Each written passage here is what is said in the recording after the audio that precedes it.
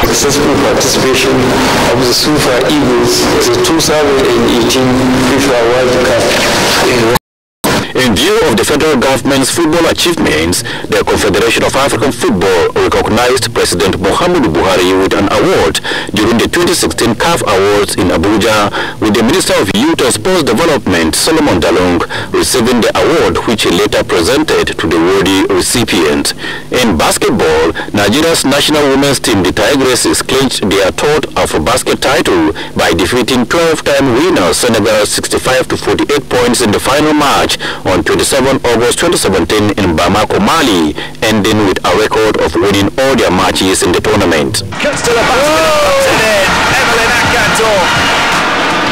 Tiam will shoot a three for the first time and hits it. Back-to-back threes for Senegal.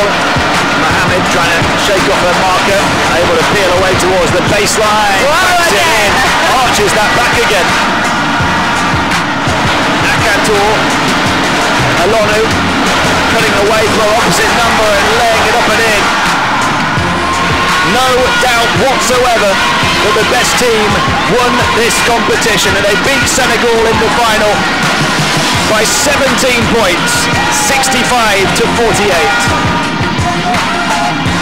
Yeah, I feel great. It's always a blessing to be able to come and represent your country, and for us to actually take home the cup this time around is just more than we could ask for. You know, I'm just extremely thankful to God. We went 8-0, and to come home and bring Nigeria this cup means so much, and to be a part of it, for my family to be a part of it, means so much. The victorious team was hosted by President Muhammadu Buhari before the Federal Executive Council meeting of Wednesday, 30th August 2017, where he announced cash gifts of 1 million naira to each player and $500,000 naira to the team officials led by coach Sam Vincent. At a separate occasion, the national men's basketball team, the Tigers, were equally rewarded with 600,000 naira each, with 250,000 naira given to each team official for winning a maiden Afro-Basket title in Tunisia, beating Angola in the final on August 30, 2015, with William Vout as coach. Early in the shot clock, and he hits it anyway. Chamberlain Noguchi. Well, that's it, folks. Nigeria have finally reached the top of the Afro-Basket podium. They have knocked off the real powerhouses in African basketball, Angola, and it was a win, 74-65. The Tigers were, however, unable to defend their title during the 2017 tournament, losing 63-71 to hosts Tunisia in the final. During the current administration's 3 years in power, Nigeria's Jigere Wellington became the first African to win the World English Language Scrabble Players Championship after beating 129 others, including his British rival Lewis Mackay 4-0 in the final in Perth, Australia on 9th November 2015. On September 2, 2015, the first batch of Team Nigeria contingent to the 11th All-Africa Games arrived Brazzaville from Abuja. Nigeria competed in 20 of 22 sports at the September 3-18 Games, with 18 sports producing medals.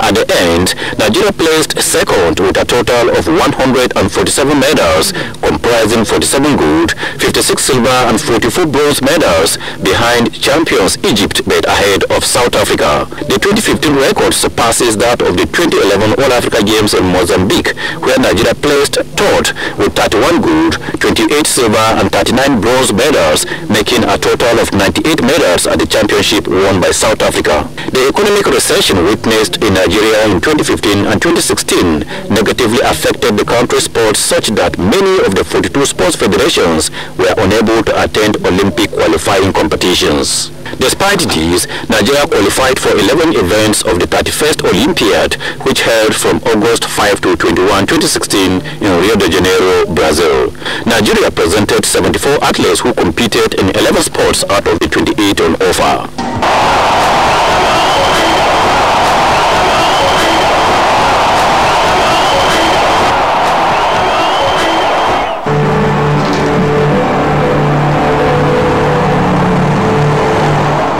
Basketball match in the group stage. We're in Group B.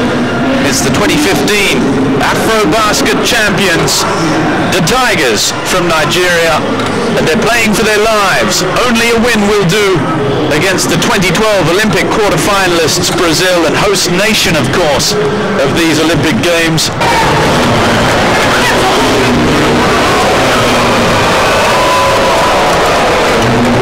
So it's 86-67 here, and we'll be touching on it, this Nigerian team. We shouldn't forget, to 25th in the world, the lowest ranked team in the competition. It's always going to be a huge challenge for them to make it through the pool stage. The only previous Olympics coming in London 4 years ago. The Nigerian team have come on in leaps and bounds in the last few years. Just as in London when they beat Tunisia in the first match and then tailed away. This time round, their efforts are going to be in vain. We're almost done here. The Brazilians on their feet now. They know that this is over. And there it is. Victory for Brazil. They're still alive. And the Tigers of Nigeria bow out of the Rio 2016 Olympic Games. They bow out with their heads held high.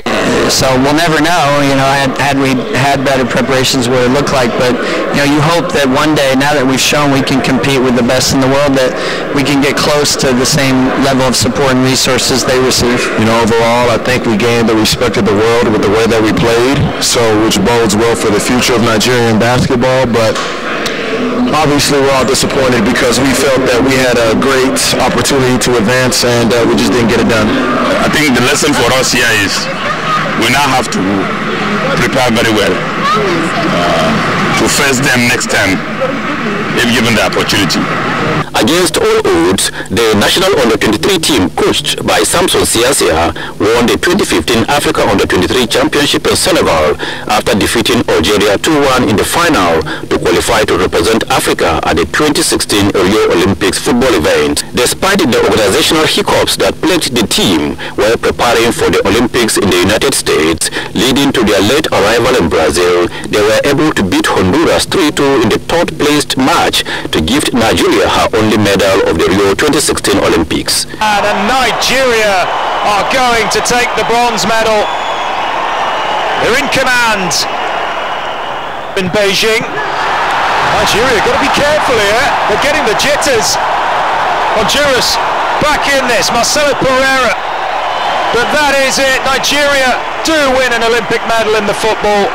They've got history in this competition, and they've won a bronze in Rio. At the London 2012 Olympics, Nigeria's name did not appear on the medal table because the country won no medal, and so the bronze medal achieved at the Rio 2016 Olympics was celebrated as it placed Nigeria in the 78th position at the Games, won by USA followed by Great Britain and China. Nigeria's performance at the Rio 2016 Paralympics was better than the 6 gold, 5 silver and 3 bronze medals won in London 2012, as 8 gold, 2 silver and 2 bronze medals were achieved. Among the gold medalists that placed Nigeria in the 17th position and the best African country are Ezurike, Kehinde, Ejike, Nwosu, Omolayo, Oji, Onye and Ugonna. Wow, how strong is this woman? Another world record. There is not only strength, but there is ability in disability. Yes, correct. They are sure now that they are going to make Nigeria proud. They made Nigeria proud. They fulfilled their promises.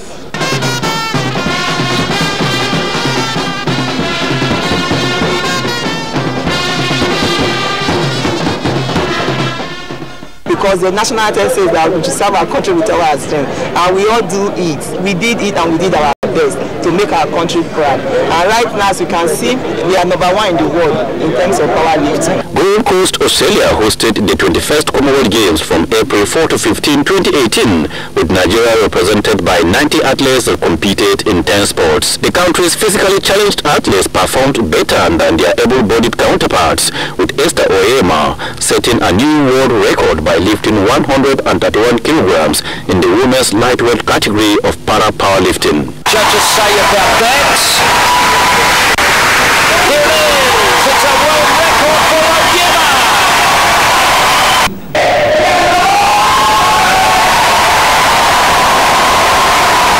There's a smooth lift there from Ibrahim, but his head lift failed. The defending champ from Glasgow 2014 receives his second Commonwealth Games gold medal in powerlifting. Most of the time, some places you go to, you don't even have a ramp. Some don't have a wheelchair, you understand? It's not easy. Some, it takes a long time to get to the training venue where we train. So it's not easy for them in Africa, but because they like to struggle and to put in their best. Close now! Two to the Nigerian though, coming right back at you, and that is going to secure the gold medal with 7.3 seconds left on the clock. You'd think 2 seconds. Pooja desperately kind of find an opening, and she can't do it. It is double gold in the Commonwealth Games for Adunio Odeko Arroyi of Nigeria. He's got 5 seconds to do so. Obradudu trying her best. And she will hold on, will she? Yes! And she is our gold medalist. Celebrations from Team Nigeria. Danielle Lapidge just couldn't get it done.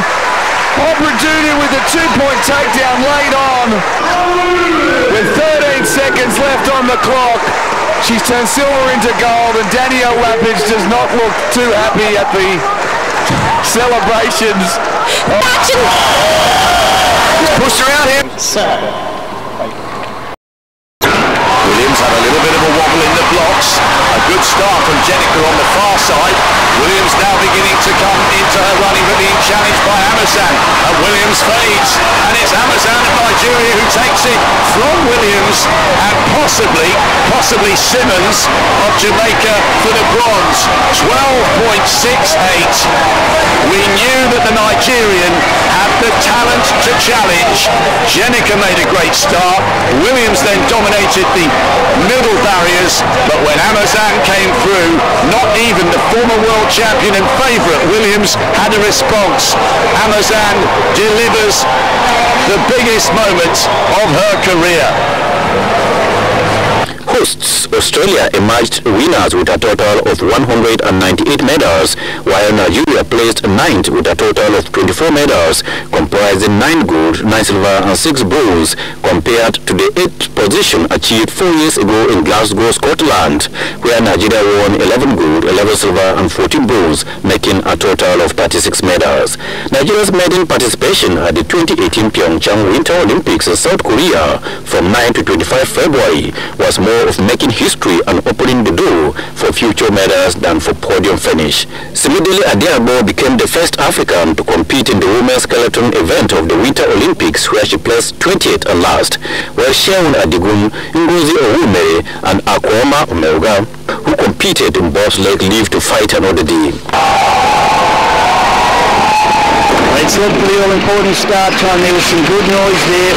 5.66 is okay. Almost lost it with their last run, Erin.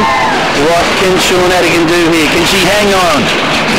I think now that she has 3 runs under her belt where she made it down, I think she should be able to keep down for a 4th, but that's probably going to be the biggest task here, is to keep it as clean as possible, and it's already a little bit rough, but I think better than the last run.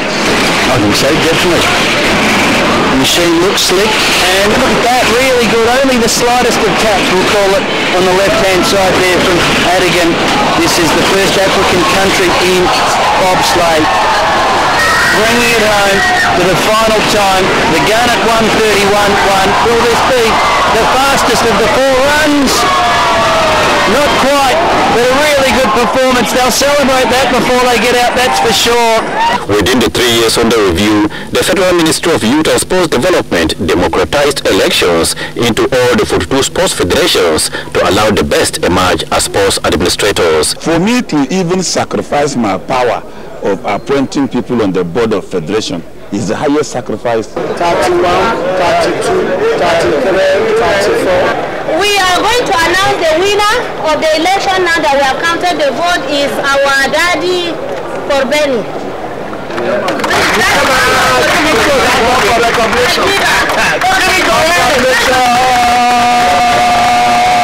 To me, it's a blessing because the minister meant well for everybody to have given us the opportunity to select our leader.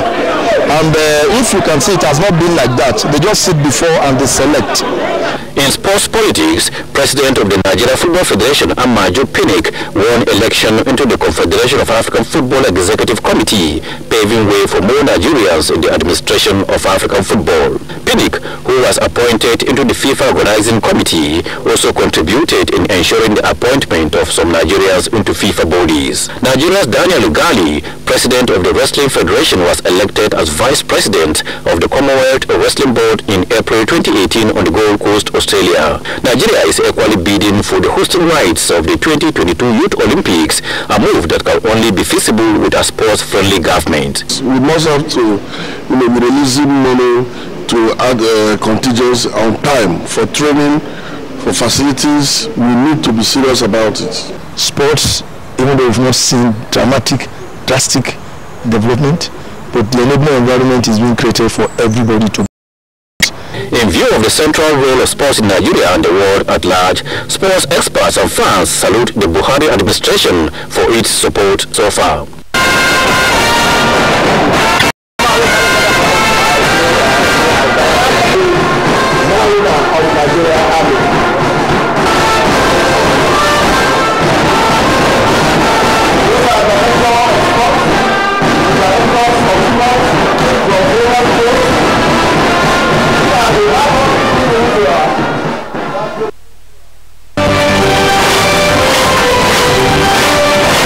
Taxation, that depressing but constant reality on the minds of everyone.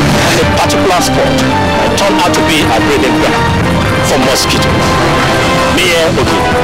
For it is obvious there's a negative relationship between taxes and business. The government in bringing development to the grassroots. For Deadline 360, I'm Emmanuel Lene. To generate electricity to nuclear energy, precautionary measures have to be taken.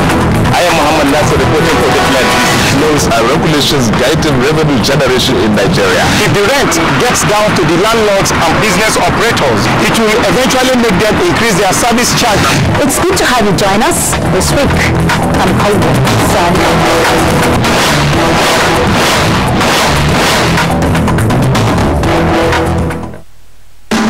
You are watching NTA, Nigerian Television Authority.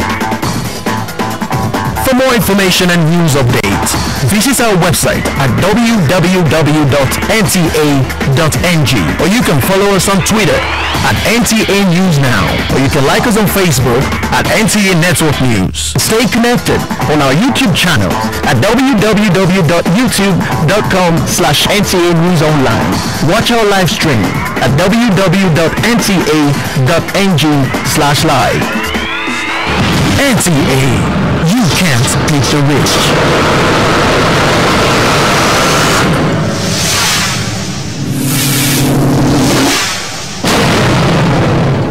Slavery is an evil practice abolished all over the world over 200 years ago. But today, human traffickers are selling human beings as slaves in Africa. It is your responsibility to make sure that you and the people you know do not fall into slavery. Don't believe fake promises of jobs abroad. People will talk say Libya, Italy no easy when they carry me on top water. 4 days now they lock me for inside house, no food, no water. I nearly die. Now God when me heaven and earth, now save me. If you get $1 from Nigeria, you get junior one, you say you don't get papa, you don't get mama, then make you come out. I beg go, what they do farm work, you better pass where enter road. Don't accept to travel to Europe through the Sahara Desert. You may be walking into slavery. Don't be a slave. This is a public service announcement brought to you by NTA.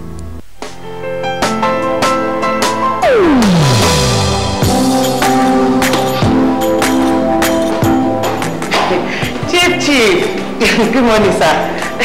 You are here already? No, now my school is there. My body day for house. What kind of question is that? Were you not the one that fixed this meeting for 8 a.m.? You are now coming by 10 a.m. and start asking me that question. No, but Chief, now, I'm sorry. Don't you also go late for meetings sometimes? You know now, African time. No more African time. And no more partaking of faith during office hours. At the end of the day, we will lose valuable time. We will not make progress. If we want to move this nation forward, we must treat business as business and respect time. Change begins with me. Thank you, sir. I am sorry. Can we go for the meeting now, Chief? Better. This message is brought to you by the National Orientation Agency in conjunction with the Federal Ministry of Information and Culture.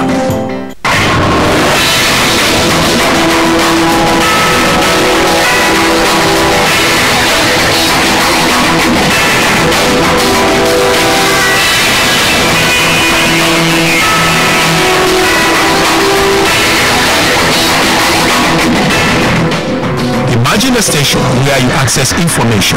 Think of a station that creates awareness for national development. Imagine a station that prepares you for a bright and greater future. A station for all ages. Documentaries, classroom and television, events coverage, children's programs and variety shows. Always stay tuned to NTA Knowledge on the StarTimes platform, channel 359. For partnership, sponsorship and advert placements, contact us on NTA Knowledge. NTA Knowledge, learning to broaden horizon.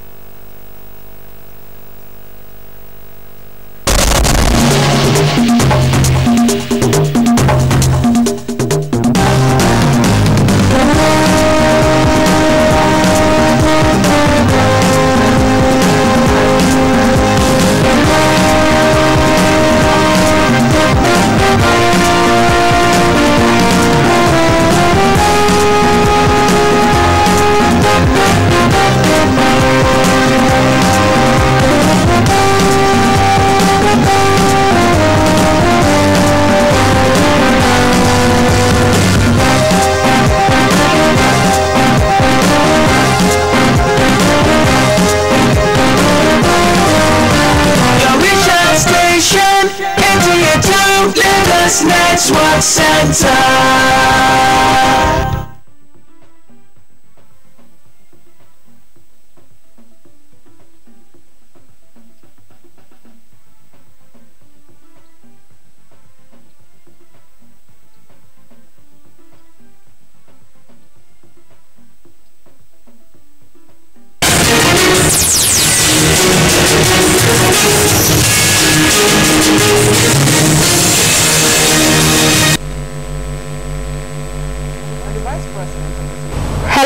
Welcome to Close Flow. Tomorrow, 29th May, is Democracy Day, a day that commemorates the return to democracy in our great nation, Nigeria. Today on the show, we beam our searchlight on our 18 years of democracy as a nation. How have we fared? Do we have cause to celebrate? What are the challenges of democracy in Nigeria? These and more we will get to know on the show today. Welcome. To discuss this very important issue in our nation, we have in the studio Barrister Malaki Ugumadu, our guest. He is the principal partner, Malaki Ugumadu's Chambers. He is also the National President, Committee for the Defense of Human Rights, CDHR. He was two-term General Secretary of the Committee for the Defense of Human Rights, CDHR, between 2005 and 2009. He was National Deputy General Secretary, Joint Action Committee of Nigeria, under the chairmanship of late Chief Gani Fawehinmi from 1998 to 1999. Our guest is a legal advisor to the Movement for the Liberation of Western Sahara from 2017 till date. He is also a legal advisor to the Institute for Portfolio Management of Nigeria. Barrister Malaki Ugumadu is also the legal advisor to the University of Nigeria's Alumni Association, UNAA, Lagos branch. Thank you, Barrister Malaki, for coming on Close Flow. It's my pleasure to be here. Thank you for the opportunity. Good morning, viewers. All right. Tomorrow is Democracy Day, 29th of May, and in Nigeria we're celebrating 18 years of our democracy. Do we have cause to celebrate? Well, it's usually a mixed bag. But it is one that is also symbolic. Symbolic in the sense that a nation has decided not to forget the provenance of an experimentation. That is the beginning of a process. But more importantly, it will make a greater meaning if we all reflect on the attributes of democracy itself as the basis of every celebration. And they are not far-fetched. We have a functional democracy. You can, identify that from the indices of an independent judiciary, for instance, a free media, citizen participation in the process of democratization. You can also think of a civil society. If all of these, you have a pass mark, then there is need to celebrate. Otherwise, we'll continue to reflect on those indices in order to improve and then to add value to the democratic experiment that we have. In Nigeria, speaking specifically, the first is to acknowledge that for 18 unbroken years, we've had leadership by the people, which is quite different and in contradistinction with the military regimes that we had preceding the return to democracy, where it was a government designed by force, sustained by force, and operated through force. Now, where you now have the institution of democratic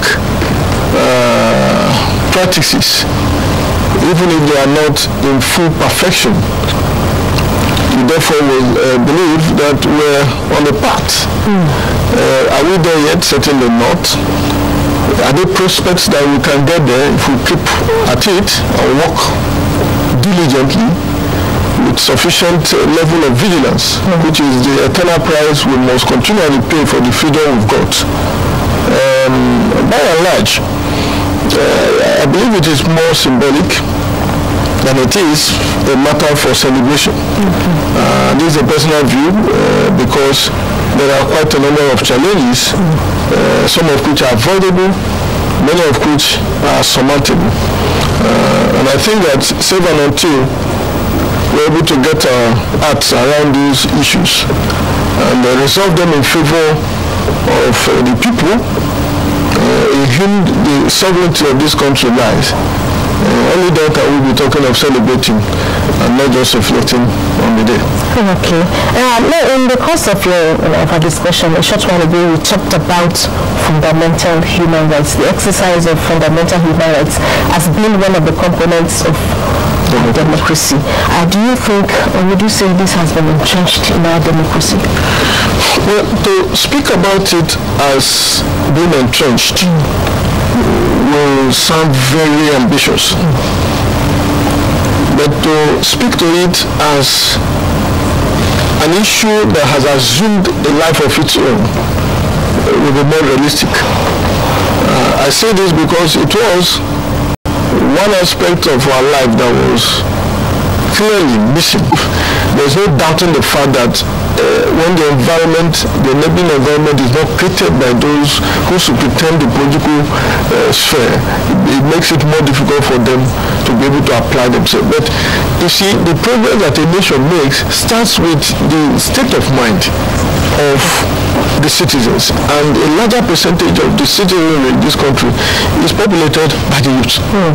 The youth that has that comparative advantage in terms of population should be able to understand that the future belongs to them and then organize themselves. And look, it's already happening. You can hear of so many movements. You hear of Not Too Young to Run. You hear of this youth and that youth movement all pulling together to be able to ensure that we rescue our future from our elders. But I think that at the end of the day, we cannot afford to be lazy about it, because what we do today will certainly define and mold tomorrow. Okay. The next one is from Kuli, and Kuli's question is very similar to Shaliwa's question. But he said, for us to build an indivisible, peaceful, and greater Nigeria, what should be my role and your role? And that's I think I've largely addressed it in Shaliwa's question. Probably he's just joining us. Yes, and perhaps he needs to hear that what we were able to identify in that earlier question is to say that we have, and go beyond prayers, the prayers which must concentrate on it, they were valid, but they were giving us budget, they were giving contracts, roads were constructed, but it was not legitimate. It is legitimate when it derives its power from the people, and that can only happen if it guarantees the participatory democracy. And this is where this is the meat, this is the thrust of Boss's question. Now, no person comes to drag you from your bed. It starts with the consciousness that, look, I have a role to play. I am a bona fide citizen of this community. It is my responsibility as a result of that to be able to make my impact, and my impact can only be felt if I join forces with progressive elements, progressive movement, progressive associations. I'm sure Bossa could be a graduate, he may belong to the accountancy world, he might belong to the legal profession. What are you doing? What is the quality and content of the debate you bring about in your small organizations to be able to monitor and shape the state of affairs? These are the contributions needed. When things go fine, to what extent are you encouraging that there will be improvement in those areas? When they go bad, how far are you prepared to go, leave your comfort zone, to help to contest those abnormalities, those are you able to follow it through such that it doesn't repeat itself again? These are contributions that an individual can make in a society such as ours to make government participatory and therefore give it the legitimacy that it deserves. I'm sure Bosse is there, and Bosse, I'm sure you've had that. Let's just try to make our own little contributions. Just lie back and just make your comments, come out and participate, and let's together make an impact. Okay, now Barrister Malaka, there are these people that the school of thought that Democracy Day should be June 12. Some are saying, okay, it's okay for it to be June 29. In your own perspective, on which side are you? I'm sure that question is deliberately at me. That question is very, very important. I belong to the civil society pro-democracy movement in the country. And by way of information, I had only that the bit we have done. I was straight from the University of Nigeria, the National Deputy Secretary of JACO, led by late Chief coming from. That was a body that fought finally against the military in this country. Now, as far as we're concerned, May 29 had a provenance. May 29 couldn't have been but for June 12th. A day in which Nigeria clearly dramatized their desire to have a democratic government, one in which as at that time, over 14 million people came out and rejected the sentiments of religion and ethnicity, and voted people with equal religious faith to rule this country. One that clearly espoused how a nation should evolve in terms of participatory democracy.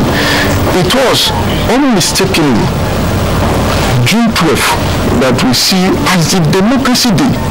It is good, like I did say, that May 29 has its own symbols, and it's good news now that we've done that for 18 years. But in terms of Democracy Day, you cannot discountenance the mother from the child. Without the mother, the child wouldn't have been. And therefore, if we want to permanently remain focused on the attributes of a nation that galvanizes and clearly captures those signposts of democracy, we must go back to June 12th. We must continue to learn from June 12th, even if we are interested in building May 29th. Okay, thank you. That's your opinion. That's the opinion shared in my community. Okay, now legitimately. Okay. Now, on a lighter note, let's talk about Barrister Malaki Bonadu. You are so passionate about human rights and defense and all of that. What drives your passion? Well, I guess that it has much also to do with the environment that we find ourselves.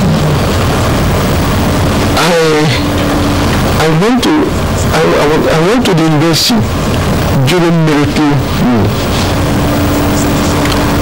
In the University of Nigeria in 1996, when I was in my third year, we had a sole administrator, different from a vice chancellor, imposed on that university by the Abacha regime. That same year, Major General Mama Kantagora, a full soldier, was posted to Ahmed Bello University as a sole administrator. I want you to imagine a soldier superintending the affairs of an academic environment. It doesn't work. It's antithetical. It's not. It's inconceivable. But those were the environments people like us find ourselves. So that's hard. I had the opportunity, if you like, the privilege or misfortune of dragging the University of Nigeria to court twice before I graduated as an undergraduate, before 25 years. In my third year, of course, my degree was seized and we went back to court. Now, all of those were contesting the abnormalities and transgressions within the environment that I found myself. Oh yes. So when I came out and managed to escape those moments and became a lawyer in this country, you couldn't have expected anything less than what we are doing. I've just told you that the organization which I lead today, the Committee for the Defense of Human Rights, I've been the General Secretary. Indeed, I've been a senior research officer there before. So I moved from the ranks. Dr. Bekor was the first president of CDHR. We had Professor Festus Iyayi, former ASU president, who was the second president of CDHR. Femi Falana SA. I am the 8th president of that same organization. So it's been, and the story has been just like that. Are we making a kind of progress that look, the space have opened up? It took the struggle, the energy, the sweat, the blood of so many people to bring that about. But we need to swell that ranks. We need to attract much more persons who have better ideas and quality contributions, and that the dynamism that our society needs to be able to tackle the contemporary challenges. In those days, leadership in the civil society pro-democracy movement had to do with raw courage. How many of us were ready to come out and face the bullets, as it were, under the military? That was leadership. Today, we need to engage more than to confront. Very well. I see your passion and I wish you well, and I want to say well done for all you're doing for our people. Thank you. The media have always been part of it. Yes, we're trying and we try to keep at it and keep up with it.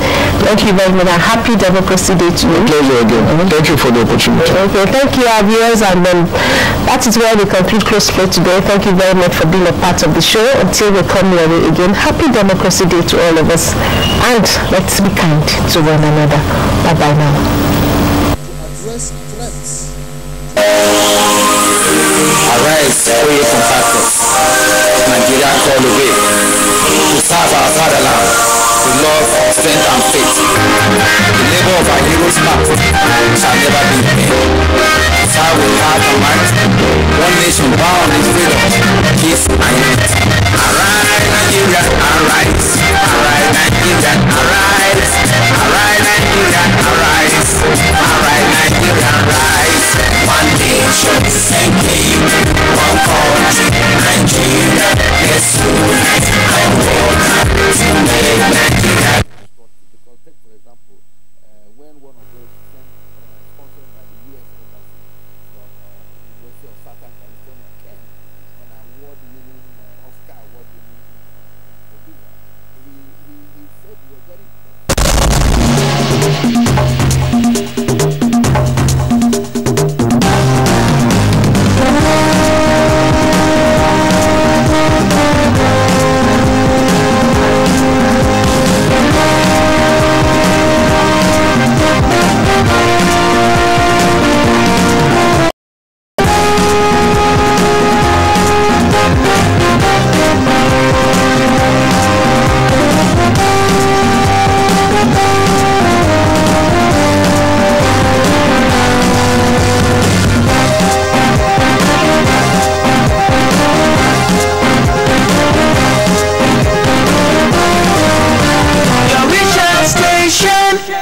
NTA2Lagos Network Center.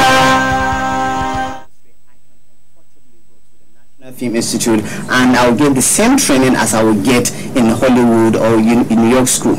Of course, perfectly. I want to register right now. Really? Yes, I'm going back to school to learn film production. I read medicine as my first degree, but I have discovered there's great advantage, there's great knowledge, there's great capacity enhancement in this area of the economy. Okay. And I'm registering by the next semester. I'm wishing you the best, actually. But let's look at the structure now. So you don't need a lot of not too old to learn. Yes. Okay, let's look at the governing council, the structure. You know, if the right structures are in place, you know, what does this portend for the nation at large? Talking about the board of directors. Yes. Yes. Recently, we have. You mean NFC or NFI?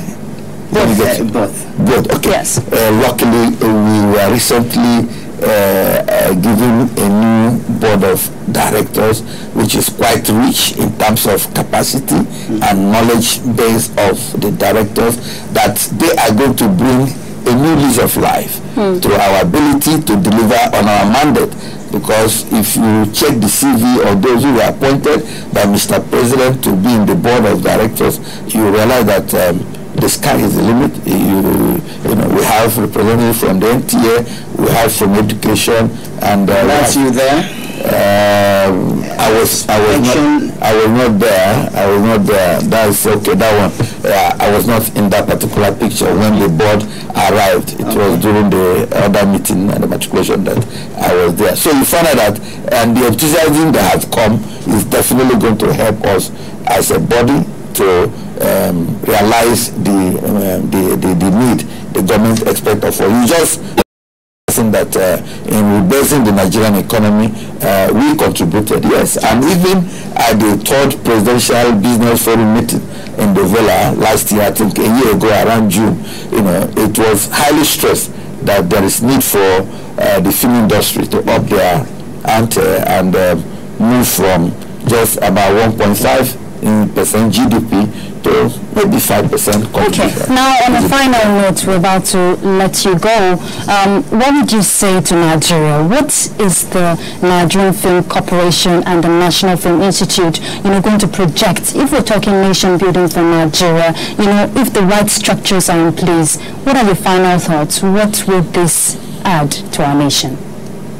For our nation to be at peace, they need Nigerian Film Corporation to be up and running, because we tell the story of the diversity of this country in terms of our unity, in terms of our capacity, in terms of the fact that we are stronger united as a country than divided. And that story will come being told by Nigerian film industry, by the people we train, because we can project the strength in our culture through the lenses of the people we train. And of course, Nigerian Film Corporation, bearing in mind what the Nigerian Bureau of Statistics have already rolled out, we are second to agriculture in terms of employment of Nigerian youth. And you find out that we have more youth that are technologically savvy. Very creative. It is very creative, and that we are just, a lot of energy is waiting to be unleashed from this creativity of the lens. So you find out that Nigerian Film Corporation is the way forward, because when you know that the fossil is running out of value globally, people are saying, no, it is no more fuel we're going to use to drive our vehicle, which means very soon we will have all the oil and we will sell it. So what next is our strength, next is creativity. What we have above our shoulders, which is our creativity, which is only the film that will be able to capture and deliver to the world at large, be it in the area of tourism, be it in the area of peacemaking, be it in the area of education or security, as the case may be. It is all encapsulated in film. This is one passionate man. Yes, this is where passion and creativity meet, and when that two meets, the possibility is just endless. Yes, we still have the doctor.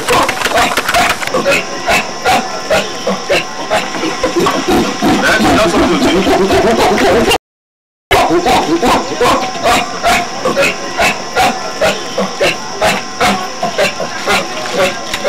Hold on.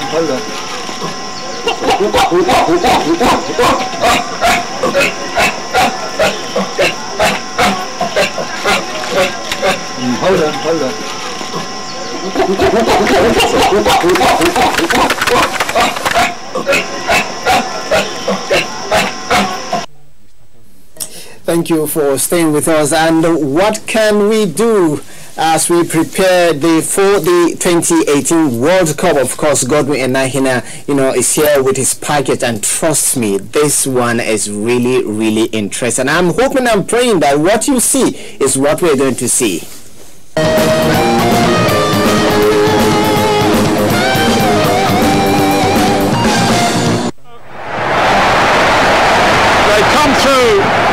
Stage, the round of 16, the quarter-final, the semi-final, and now they've seen off serious opposition here today. What a moment, Martin, for all these players out there. A moment they will never forget for the rest of their lives. This is special. Against their names in football history, long after they've gone, it will say world's champion. There's no higher accolade. Impossibility is nothing when it comes to sport, especially our beloved country, Nigeria. Remember that in 1985, we went to China as underdogs, and Nigeria came back with a trophy. We became the first nation to win the World Under-16 FIFA tournament. And of course, you remember the Olympics in 1996 in Atlanta. Nigeria was no record with. We became the first African country to win a gold medal in football. Nigeria is on the match again. You just saw a video for the doubting Thomases. They will say, Godwin is dreaming this morning. Like I said, impossibility is nothing in my books. It is possible. Yes, you can, Spirit. Good morning to you, and thanks for joining me. If you're one of those who believe that Nigeria can win the World Cup in Russia, yes, thumbs up to you. Many thanks. All right, thank you so much, Godwin. Yes, the predictions are there. With determination, we will get it. Let's work hard. Believe we are winning World Cup. Not believe for mouth, though. Believe we are winning it. Not believe for mouth, though. 8-0 Nigeria versus Germany final. All right. Bye for now. We'll see you tomorrow. Bye-bye. Thank you for 8-0. 8, 1, 2, 3, 4, 5, 6, 7, 8. They are beating Germany. Let's hope so.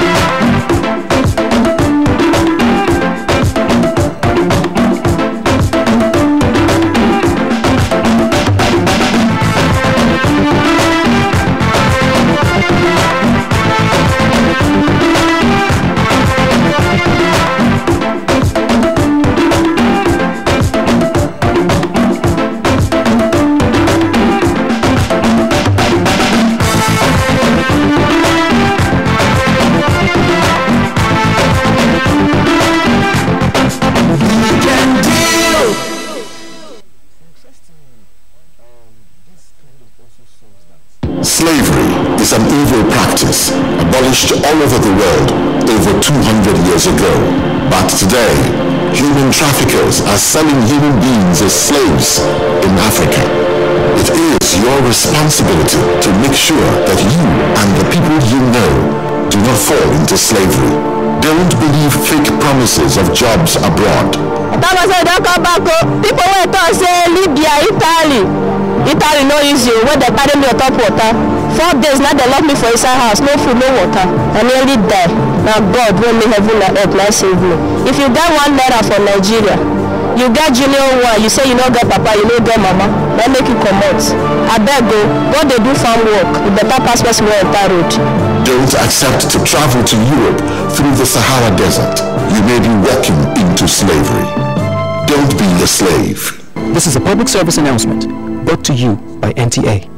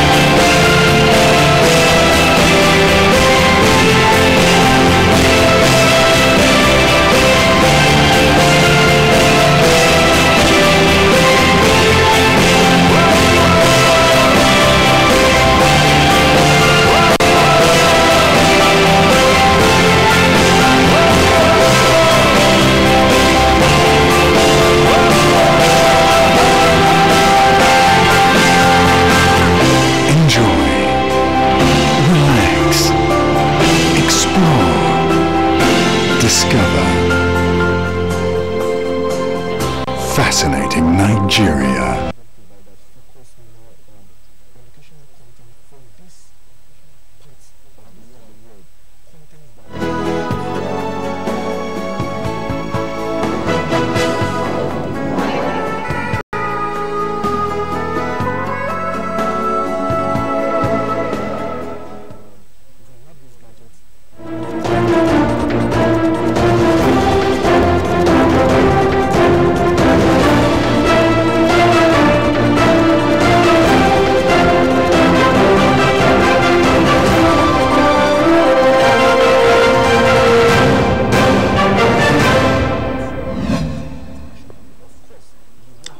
Hello, it's the news on NTA International, reaching you live from Abuja, Nigeria's capital. Omini Odan is my name. The headlines. Presidency releases fact sheet on policy achievements of President Buhari's administration in 3 years. Federal government in partnership with United States establishes $5.2 million medical warehouse facility in Lagos State. World Bank pledges to support Nigeria's diversification drive with focus on agriculture.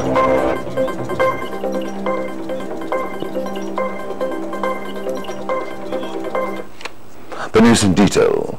The presidency has released a fact sheet outlining the policy and program achievements of the Buhari administration in the past 3 years.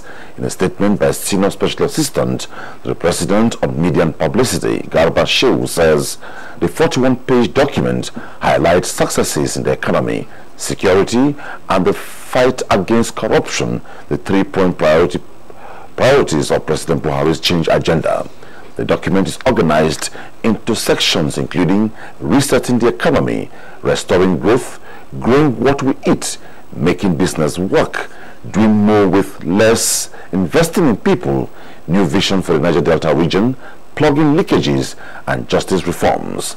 Garba Shehu says the fact sheet, which will be updated regularly, showcases improving economic indices, rising investment in agriculture and infrastructures, successes in the fight against terrorism, and ongoing efforts to improve security in the North Central region. In addition, it lists the several measures taken to promote transparency and accountability in government finances. The World Bank says it has recognized improvements in agricultural productivity in Nigeria with a pledge to support the country in her diversification drive. The World Bank team, which is inspecting the country's success story in areas of rice, cassava, sorghum, and tomatoes, described smallholder farmers as key to food security. Musa Babalu has an update on the World Bank's team's visit to Sokoto State. Sokoto State is among the 23 states that are currently participating in the World Bank multi-billion naira project under FADAMA 3 additional financing. The aim of the program is to upscale agricultural productivity and uplift the socioeconomic status of smallholder farmers in the rural areas. They were coping in the area of import substitution. They were cooking in the area of reviving our industries. And when we do this, we are definitely going to create more jobs for our people. Actually, got a lot of returns. While interacting with the farmers in almost all the local government areas of the state, the World Bank team observed that farmers in Sokoto, like other participating states, have increased growth in rice and sorghum production. They provide us with lectures to at least enable us how to make a modern plantation or farming. We are able to do creatively well in terms of increase in yield, increase in income, and also in terms of satisfaction and utilization of assets by the beneficiaries. Sokoto State government says it has put measures in place towards ensuring sustainability of the project when the World Bank withdraws. From Sokoto, Musa Baba Aliyu, NTA News. In the meantime, the Ministry of Environment is bothered by the increasing rate of indiscriminate dumping of plastic materials. To this end, steps are being taken to stem the rising tide. Miogidi reports on the negative impacts of these non-biodegradables on the environment as the countdown to the World Environment Day begins. That is me on black in a dump site in Abuja, Nigeria, and many are here scavenging in a rather stinking village. My interaction with them reveals the wealth lying in the waste. On the average, I can say monthly we can make up to 300,000 or more. A multitude of things that you can do with waste. For instance, the pure water sachets can be turned into slippers. Truly, they smile to the bank, but for others, it is a waste. dumped indiscriminately, sometimes blocking natural water channels and drainages, leading to urban flooding as witnessed in Dede in 2017, where 2 lives were lost. This is a sensitization and awareness campaign. The 2018 theme of the World Environment Day, therefore, is apt: beat plastic pollution. Leveraging on this central message, the Federal Ministry of Environment is out on a sensitization work on major streets and recreational centers in Abuja, where huge quantity of plastic materials are generated daily. We need more of these garbage bins at strategic location so that as people use the plastic, they dump it inside, and then there will be regular collection from the big companies who will be coming to pick the garbage bins here. We have put some measures in place across the country. There are some recycling plants that have been completed, some are ongoing, and more will be on board. This roadwork is a prelude to the main World Environment Day event, as stakeholders are expected to form a common front to this world challenge. Mie Ogede, NTA News. Beat plastic pollution. Are you ready? In the meantime, the House of Representatives, through its Committee on IDPs, Northeast Initiatives with its Directorate of Health Services and Wesley Guild, are providing medical and food items to Karamajiji Internally Displaced Persons Camp. Chimdiman Debisi reports. Karamajiji Internally Displaced Persons Camp along the airport road has for 4 years now become home to these over 1,800 people who flee their homes in the northeast at the height of insurgency. This newfound home, however, lacks basic amenities such as schools and hospitals, with increasing cases of malaria, typhoid, diarrhea and eye diseases. 28-year-old Asta Dahiru has just been diagnosed with kidney disease and tells me she has no means of paying her bills. With the House of Representatives and Wesley Guild Methodist Cathedral of Unity staging this health intervention, hopes are high for not just Asta Dahiru, but others with one sickness or the other. By providing HIV screening, this group is contributing to achieving Vision 2030 on HIV eradication. We will work with the authorities in the HCT to ensure that at least the kids who are here are enrolled in school. We supply food items. We will be able to set clear goals and objectives that will include the repatriation of the internally displaced persons back to their homes. Wellness Intervention Initiative is a rapid intervention program designed to, on the spot, assess the disease burden of the displaced persons communities. Besides showing gratitude for this gesture, the IDPs are also expressing desire to return to their ancestral home.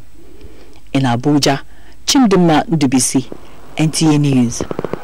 Barely 3 days to the commencement of the 61st United Nations World Tourism Organization Commission for Africa meeting to be hosted by Nigeria, Host Minister Lai Mohammed has inspected the Transcorp Hilton Hotel as part of moves to ensure hitch-free meeting. Anthony Fossen reports. Transcorp Hilton Hotel will play host to the over 180 foreign delegates and about 26 African ministers who have so far indicated their interest to attend. Information and Culture Minister Lai Mohammed and company of the Permanent Secretary Deaconess Grace Isugekwe and other officials of the ministry were conducted round and assured that delegates will be satisfied. Apart from the main hall for the meeting, breakout rooms for syndicate sessions have also been allotted. We have one office here, we have the VIP waiting room, and then upstairs we have the local secretariat for the staff. Yes, so we have 7 different syndicate rooms apart from the main conference hall. After the inspection, the minister spoke to newsmen about his impression and what is at stake for Nigeria. Overall, we are very satisfied with the arrangements. We want to use this meeting to tell the world that Nigeria is not just at peace with itself, but Nigeria is actually ready to host the entire world. This is a country in a hurry to develop, Of course, because it's a tourism and it's culture, we're also going to let them see the diverse cultures of the people of Nigeria. The 61st UNWTO CAF meeting will hold from the 4th to 6th of June in Abuja. Anthony Forson, NTA News. To some political reports now, the national chairman of the All Progressives Congress, APC Chief John Onyegu, says he will not seek re-election in the forthcoming national convention of the party. Chief Onyegu stated this while briefing the media in Abuja. Saliu Abdullahi was there. Even though I had the desire to recontest as national chairman of the party, I have decided that it is ultimately in the best interest of the party for me to withdraw from the race. The pronouncement by the APC national chairman is coming on the heels of speculations that he may seek re-election. Chief Onyegu says stakeholders of the APC at all levels are urging him to contest, but he decided not to seek re-election.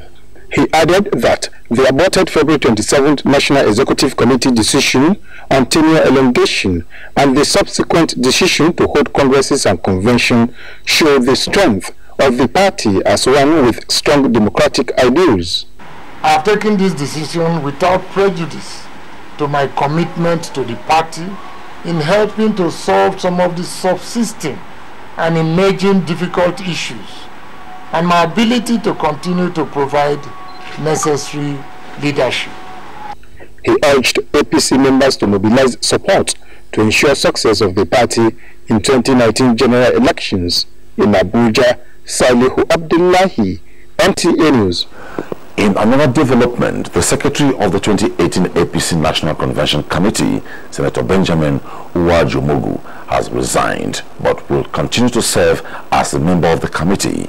Addressing journalists at the convention secretariat in Abuja, Senator Umar Mogu said his resignation was due to personal reasons. The former secretary said he took the decision at the time the convention committee, led by Governor Abubakar Badaru, has almost completed arrangements for a successful national convention. He thanked the leadership of the party for giving him the privilege to serve. Meanwhile, Senator Victor Ndomeba has been appointed new secretary of the 2018 APC National Convention Committee. APC National Publicity Secretary Bolaji Abdullahi announced this via the party's official Twitter handle. The All Progressives Congress APC governorship candidate in the forthcoming gubernatorial election in Ekiti State, Dr. Kayode Fayemi, says he is poised to restore Ekiti values and make life more meaningful for the people if given the chance to rule the state once again. Dr. Fayemi said this during a grand reception to welcome him to the state after his resignation as Minister of Mines and Steel Development. Kola Adeboboyi reports.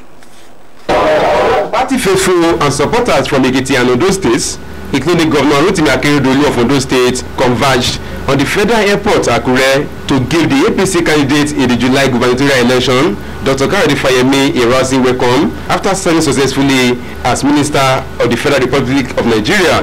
The train later left the airport with teaming supporters in a motorcade to give the APC candidate a triumphant entry to the homogeneous state to enable him to start campaign for the task ahead.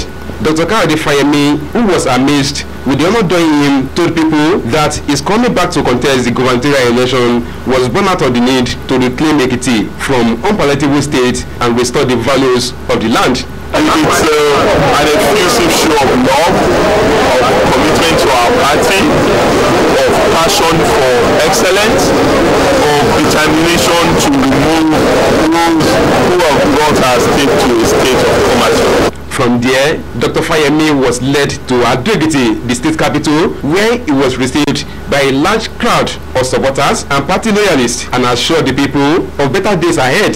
However, there was pandemonium at the All Progressive Congress State Secretariat at Jilosun Ado-Ekiti shortly after the governorship candidate, Dr. Fayemi, addressed the people where some people sustained injuries. In Ado-Ekiti, Kola Adebobuyi, NTA News. Away from politics, the government and people of Ogun State have exhorted Nigerians to uphold peace and unity regardless of religious and cultural differences in the interest of nation building. This was the central message of the 2018 Ogun State Special Ramadan Iftar held in Abeokuta.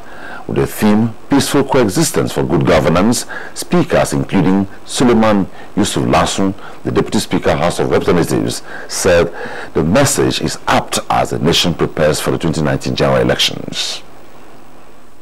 Those things that divide us. Of course, what we speak about every day and what we embrace is those things that unite us as a people. The Ramadan Iftar is a yearly event by the Ogun State government. The news is NTA International News reaching you from Abuja, Nigeria's capital. Don't go away, we'll be right back. Stay with us.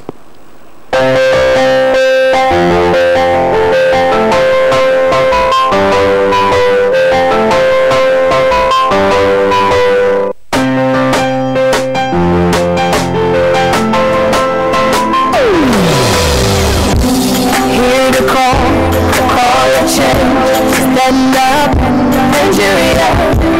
Change is here and it's going to stay. Change begins with you. Oh yeah, let me go. Dirty souls alive. Change begins from within. Look at the eye. Oh, the ruler. Change begins with you and me. Change begins with me. Change begins with me. Change begins with me. This message is brought to you by the Federal Ministry of Information and Culture.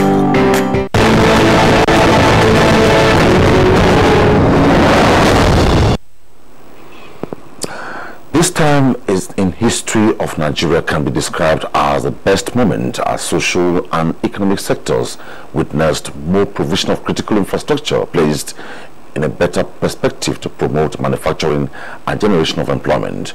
Usman Aliu takes us through the 3 years of the Buhari administration strides on infrastructure and the derivable success of the initiative.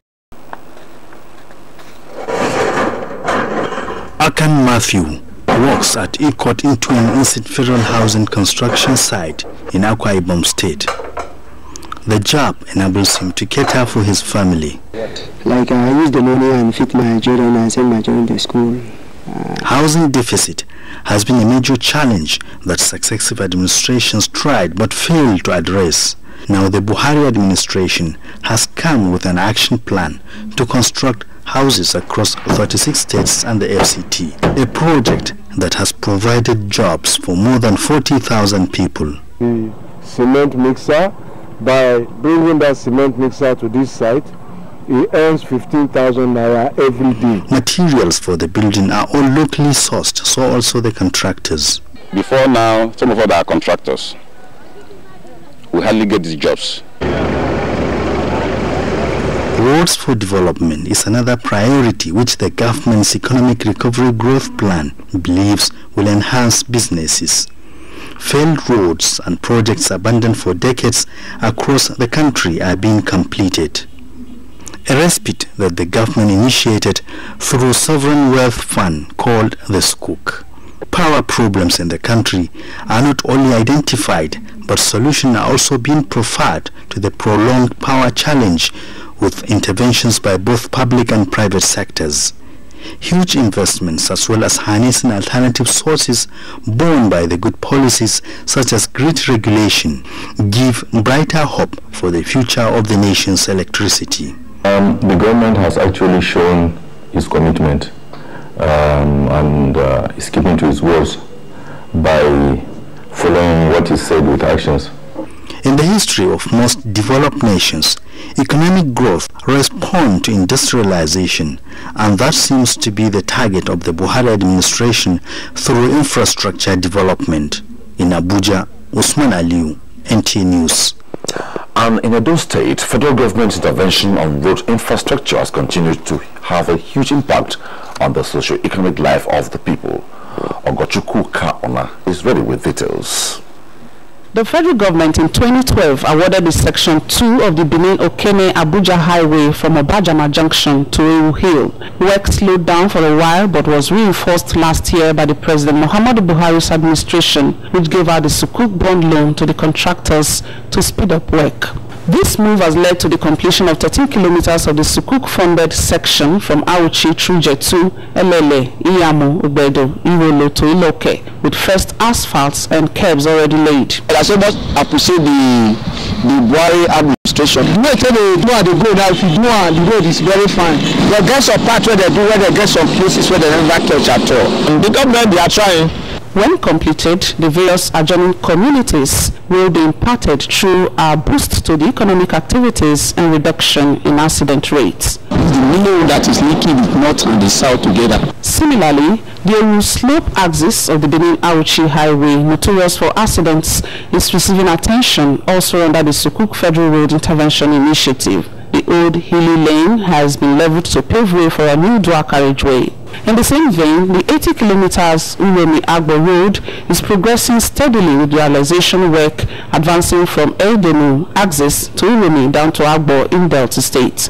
Key players in the area say when completed, it will change the face of commercial activities in the benefiting communities. I can say between 5, 4, 3.5 years now, that road was very, very bad.